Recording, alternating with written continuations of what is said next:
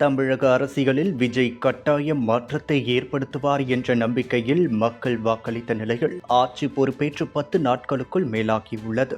இந்நிலையில் கடந்த திமுக ஆட்சியைப் போலவே தாவேகா ஆட்சியிலும் கடந்த சில தினங்களாக பாலியல் வன்கொடுமை, அடிதடி, போதைப்பொருள் நடமாட்டம் என பல பிரச்சனைகள் நடந்த வண்ணம் உள்ளன.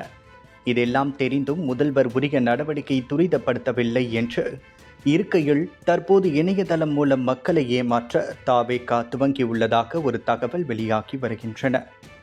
தமிழக முதலமைச்சராக பொறுப்பேற்றுள்ள ஜோசப் விஜய் மற்றும் அவரது தமிழக வெற்றிக் கழகம் குறித்து சமூக ஊடகங்களில் திட்டமிட்டு பரப்பப்படும் போலி செய்திகள் அதிகரித்துள்ளதாக கூறப்படுகிறது. அந்த வகையில் தேர்தல் முடிவுகளுக்கு பின் தாவேகா சார்பில் 20க்கும் மேற்பட்ட பட்டியலின வேட்பாளர்கள் பொது தொகுதிகளில் வெற்றி பெற்றதாக தகவல்கள் வைரலாகியுள்ளன. ஆனால் தேர்தல் ஆணையத்தின் அதிகாரப்பூர்வ தரவுகளின்படி சங்கராபுரம் தொகுதியில் தாவேகா நிறுத்திய ஒரே ஒரு பட்டியலின வேட்பாளரும் தோல்வியடைந்ததே உண்மை. மாறாக அதிக பட்டியலின வேட்பாளர்களை பொது தொகுதிகளில் நிறுத்தியது நாம் தமிழர் கட்சி என்பதும், வெற்றி பெற்ற ஒரே நபர் காங்கிரசின் விஸ்வநாதன் என்பதும் அதிகாரப்பூர்வமாக நிரூபிக்கப்பட்டுள்ளது. இது ஒரு பக்கம் இருக்க, தாவேகா அமைச்சர்கள் மற்றும் சட்டமன்ற உறுப்பினர்கள் வாடகை கொடுக்க முடியாத நிலையில் இருப்பதாகவும், ஆட்டோ ஓட்டுநர்கள் அமைச்சர்கள் ஆகிவிட்டதாகவும் பரப்பப்பட்ட ஏழை பிம்பங்கள் முறியடிக்கப்பட்டுள்ளன.